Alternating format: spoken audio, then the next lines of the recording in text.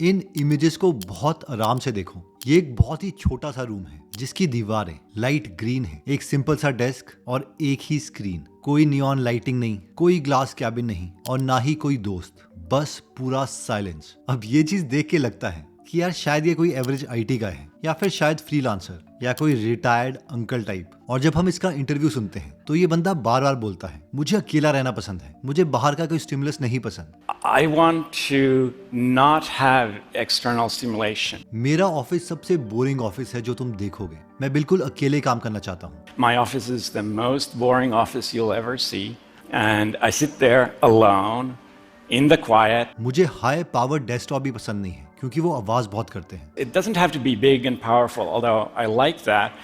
It really has to be completely silent. और जब मैं अकेला घर में होता हूँ तो मैं एक बाथ रोब में होता हूँ। I work alone in my house, often in my bathrobe. In short पूरे इंटरव्यू में बस एक ही बात हो रही है, मुझे अकेला रहना पसंद है, दोस्त पसंद नहीं है, मैं एक पीपल पर्सन नहीं हूँ। I'm actually not a people person, right? I am, right? अब हमें से बहुत से लोगों के मन में दो सवाल आएंगे, या तो इसने लाइफ में कुछ बड़ा अचीव किया ही नहीं होगा, या फिर टू, ये एक बहुत दुखी इंसान होगा। तो इनकी लाइफ के साथ हुआ क्या है, पहले हम ये जानते हैं। ये इंसान 1969 में फिनलैंड में पैदा हुआ था। इसके पेरेंट्स नॉर्मल जर्नलिस्ट थे, एक मिडिल क्लास लोग। बचपन में ये कोई पॉपुलर किड नहीं था, बस पूरा दिन पजल सॉल्व करता रहता, मैथ्स करता, फिजिक्स करता। इवन कि जब इसके घर में कोई गेस्ट आते थे तो इससे पहले कि ये उन गेस्ट से मिले, इसके भाई बहन पहले ये बताते कि बाहर कौन कौन बैठा है और उसे ये भी बताते कि उन्हें विश कैसे करना है। दूर से देखेंगे तो हर एक चीज में ये बहुत आइसोलेटेड किड लगेगा, शायद बहुत स्ट्रेस में, जबकि रियलिटी ये है कि ये किसी को इम्प्रेस करना ही नहीं चाहता था। बस इसे कोडिंग करने में बहुत मजा आ रहा था, इसलिए हर बार जब भी इसे कोई प्रॉब्लम होती ये उसके लिए कोड लिख देता। और ऐसे ही इसने एक कोड लिखा। इस कंप्यूटर कोड का काम कोई पैसे कमाना नहीं था, बस अपने सिर्फ प्रोग्रामिंग वाले कीड़े को सेटिस्फाई करना था। और जब इसे लगा कि इसने एक बहुत कूल कोड लिख दिया है तो ये बाकी लोगों को दिखाना चाहता था। क्योंकि इसके फ्रेंड्स नहीं थे तो इसने सोचा कि बाकी लोगों को अपना ये कूल प्रोजेक्ट दिखाने के लिए ये इसे ओपन सोर्स कर सकता है, और इसीलिए इसने अपने प्रोजेक्ट को ओपन सोर्स कर दिया। बहुत से लोगों ने इसका कोड देखा, बहुत सी इंप्रूवमेंट सजेस्ट करी और ये कोड बहुत इंप्रूव होता गया। अच्छी बात ये थी कि इसे किसी से भी फेस टू फेस नहीं मिलना था, बस एक डिस्टेंस क्रिएट करके ईमेल में ही सारी बातें चल रही थी। और सरप्राइजिंग बात यह है कि इसके कोड को यूज करके $1 अरब का बिजनेस एक कंपनी ने कमाया। ये बिजनेस था एंड्रॉइड का और इस कंपनी का नाम था गूगल। जब से एंड्रॉइड रिलीज हुआ है तब से गूगल इनके टेक को यूज करके $31 बिलियन का रेवेन्यू कर चुका है, जिसमें से $22 बिलियन प्रॉफिट है। और हाँ, $1 बिलियन का मतलब है करीबन 9,000 करोड़ रुपए। और आप में से जो भी कंप्यूटर साइंस से रिलेटेड लोग हैं वो जानते होंगे सॉफ्टवेयर का नाम है लाइनक्स और इस इंसान का नाम है लाइनस। अब हमें से बहुत से लोग बोलेंगे, अरे यार, अगर इनके प्रोजेक्ट से किसी और कॉर्पोरेट ने बिलियन ऑफ डॉलर कमा लिए तो ये तो बहुत दुखी होंगे। लेकिन ये कहते हैं कि मैं बहुत हैप्पी इंसान हूँ, मैं अकेला अपने जोन में ही रहता हूँ और बहुत खुश रहता हूँ। Companies like Google and many others have made arguably like billions of dollars out of your software. Does that piss you off? No. Without doing the whole open source and really letting go thing, Linux would never have been what it is. So there's a lot of things going on that makes me a very happy man and thinking I did the right choices.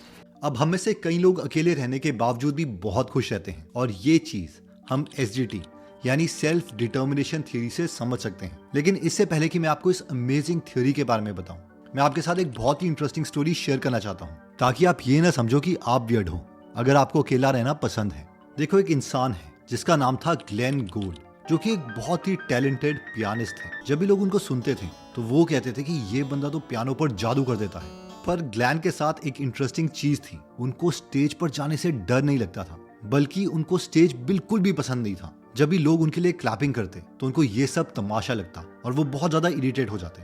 वो जब audience को group में देखते तो एक negative feeling जागने लगती। एक जगह पर तो उन्होंने ये तक कह दिया कि मुझे नफरत है ऑडियंस से, मुझे लगता है कि ऑडियंस एक इविल फोर्स है। I detest audiences. I think they're a force of evil. अब हम ऐसे लोग बोलेंगे, क्या, अरे आर्टिस्ट का तो काम ही है बाकी लोगों के सामने परफॉर्म करना। लेकिन ग्लेन को ऐसी फीलिंग आती थी कि कॉन्सर्ट हॉल एक प्लेग्राउंड जैसा बन गया है जहां लोग सिर्फ ये देखने आते हैं कि दूसरे से गलती हो और फिर उसको जज करने लग जाए। इसलिए जैसे ही वो 31 साल के हुए उन्होंने सारे लाइव कॉन्सर्ट्स बंद कर दिए, क्योंकि ग्लेन ने कहा, मैं लोगों के सामने परफॉर्म नहीं करूंगा, मुझे बस एक स्टूडियो चाहिए जहाँ पे नॉइज बिल्कुल कम हो। अगर तुम मेरे साथ काम करना चाहते हो तो मैं काम करने के लिए रेडी हूँ। अगर तुम बोलोगे कि दोबारा से मैं तुम्हें कोई नोट बजा के दिखाऊं तो मैं दोबारा उस चीज को परफॉर्म करूंगा और तुम उसे रिकॉर्ड कर लेना। अगर तुम मेरे म्यूजिक में कुछ चेंजेस चाहते हो तो मैं वो भी कर दूंगा। लेकिन मैं लोगों के सामने परफॉर्म नहीं करूंगा, क्योंकि जो म्यूजिक है वो पर्सनल है और लोगों को म्यूजिक सबके सामने नहीं बल्कि प्राइवेट में सुनना चाहिए।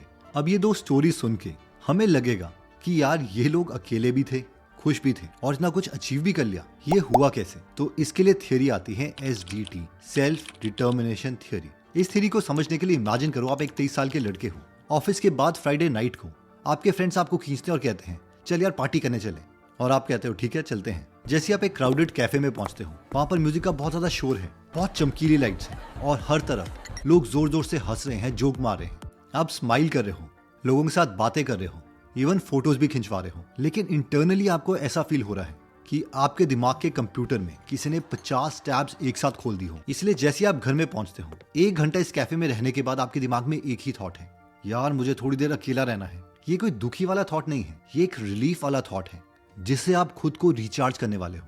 अभी आपको समझ नहीं आ रहा क्योंकि आपको पता है कि आपके दिमाग में ऐसे थॉट्स आते हैं, तो आपको कई बार गिल्ट भी फील होता है, यार मैं ऐसा क्यों हूँ, मुझे लोग पसंद करते हैं फिर भी मैं अकेला क्यों रहना चाहता हूँ। एक बार तो आपके फ्रेंड ने कह दिया यार समझ तू इंट्रोवर्टेड है, तू सोशल नहीं है, पर आपको पता है कि आप अनकंफर्टेबल फील नहीं करते जब आप लोगों के साथ होते हो। जब आप और लोगों के साथ होते हो आपको बस ये लगता है कि आपकी लाइफ का रिमोट कंट्रोल किसी और के पास है, वो आपकी लाइफ को कंट्रोल कर रहे हैं जो आप नहीं चाहते। और इस पॉइंट को साइकोलॉजी में सेल्फ डिटर्मिनेशन थ्योरी कहते हैं। ये थ्योरी कहती है कि किसी भी इंसान की 3 बेसिक नीड है और जब भी इन तीनों में से एक भी चीज मैसअप होगी आप बहुत अनकंफर्टेबल फील करोगे। सबसे पहली चीज है ऑटोनॉमी, यानी हर इंसान चाहता है कि जो भी वो डिसीजन ले रहा है वो खुद की मर्जी से ले रहा है। फॉर एग्जाम्पल ये देखा गया है कि जब भी आप लोगों को ब्लड डोनेट करने को कहते हो तो बहुत से लोग ब्लड डोनेट करते हैं, लेकिन जैसे ही आप कहोगे कि आपको ब्लड डोनेट करने पर 100 रुपए दिए जाएंगे तो ऑलमोस्ट कोई भी नहीं आता ब्लड डोनेट करने के लिए, क्योंकि उस वक्त पर आपने उनसे उनकी ऑटोनॉमी छीन ली।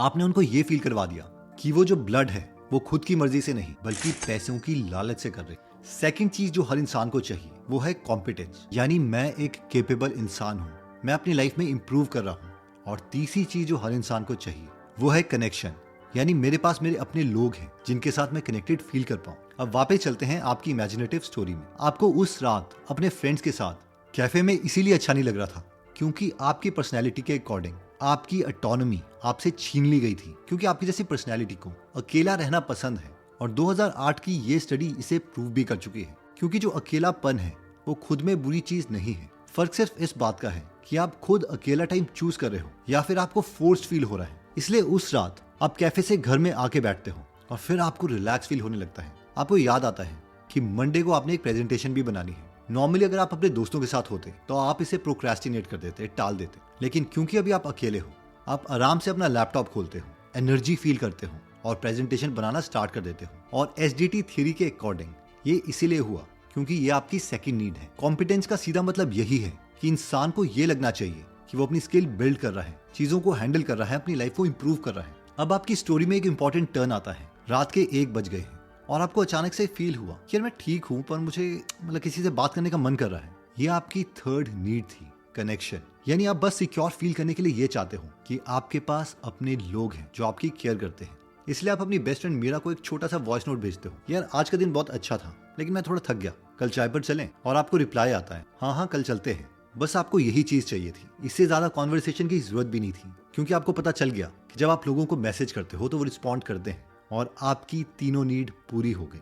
इंटरेस्टिंग बात यह है कि जब भी आप इस थ्योरी को समझते हो तो आप अपने को वियर्ड नहीं समझते, अजीब नहीं समझते। अब अकेला रहना उन लोगों के लिए डेंजरस है जब उन्हें लग रहा हो यार अगर मैं बाहर जाऊंगा तो मेरे साथ बुरा होगा, या फिर आपको ऐसा लग रहा है कि यार अब मैं इस कमरे में अकेला बंद हो गया हूँ, मुझे दोस्त चाहिए। क्योंकि 2020 की ये स्टडी कहती है कि जो फोर्स्ड आइसोलेशन होती है वो स्ट्रेस, कंफ्यूजन और एंगर क्रिएट कर सकती है। लेकिन अगर आइसोलेशन खुद सिलेक्ट की गई है तो वो एक टूल की तरह काम करती है जहां पर आप एक्चुअल चीज अचीव कर सकते हो और ऑटोनॉमी के साथ साथ आप अपनी दूसरी नीड कॉम्पिटेंस को भी प्रूव कर सकते हो। तो एक बार ये पूरी वीडियो में आपके लिए समराइज कर लेता हूँ। सबसे पहले हमने स्टोरी देखी थी लाइनस टॉरवाल्ड्स की, जिनकी वजह से लाइनेक्स बना और अभी भी वो एक छोटे से रूम में बिना कोई आवाज के, बिना कोई डिस्टर्बेंस के रहते हैं। इवन वो कंप्यूटर भी वो चूज करते हैं जो सबसे कम आवाज करे। अब ये पर्सनैलिटी टाइप बहुत से लोगों को डरा सकता है, लेकिन लाइनस कहते हैं कि मैं अपनी लाइफ से बहुत खुश हूँ क्योंकि मैं इसी तरह का इंसान हूँ। फिर हमने स्टोरी देखी थी ग्लेन गाउल्ड की, जो कि एग्जैक्टली सेम पर्सनैलिटी के इंसान थे और इसीलिए इतना अच्छा पियानिस्ट होने के बावजूद उन्होंने अप्रैल 10, 1964 में अपनी लास्ट परफॉर्मेंस दी जब वो सिर्फ 31 साल के थे। उसके बाद इनकी हर परफॉर्मेंस सिर्फ एक बंद स्टूडियो में हुई, जैसा कि इन्हें चाहिए था। और अगेन इन सारी साइकोलॉजी को हमने SDT थियरी से समझा, यानी सेल्फ डिटर्मिनेशन थियरी, जो कहती है कि हर इंसान को 3 चीजें चाहिए। 1. ऑटोनॉमी, उसे ये फील होना चाहिए कि जो भी मैं एक्शन ले रहा हूँ अपनी मर्जी से ले रहा हूँ, ना कि किसी के प्रेशर पर। और जो इस पर्सनैलिटी के इंसान हैं जिन्हें अकेला रहना पसंद है, उन्हें ऑटोनॉमी मिलती है अकेले रहने से। जबकि जो एक्सट्रोवर्टेड इंसान है, जब वो अकेले होते हैं तो उनकी ये नीड सेटिस्फाई नहीं होती। सेकंड चीज है कॉम्पिटेंस और थर्ड चीज है कनेक्शन। अगर हम इन तीनों चीजों को अपनी लाइफ में बैलेंस कर पाए, सिस्टमाइज कर पाए, तो हम अपना मैक्सिमम पोटेंशियल अचीव कर सकते हैं। और हाँ, ये सारी चीजें करने के लिए एक और इम्पॉर्टेंट चीज है, और वो है टाइम मैनेजमेंट। और अगर आप टाइम मैनेजमेंट एक परफेक्ट तरीके से सीखना चाहते हैं, जहाँ पे बहुत कम वेरिएबल्स हैं, तो आप डिस्क्रिप्शन और पिन कमेंट में दिए गए लिंक पे जाके ये टाइम मैनेजमेंट कोर्स खरीद सकते हैं। आई होप ये वीडियो आपको अच्छी लगी होगी। मिलते हैं नेक्स्ट वीडियो में। जय हिंद।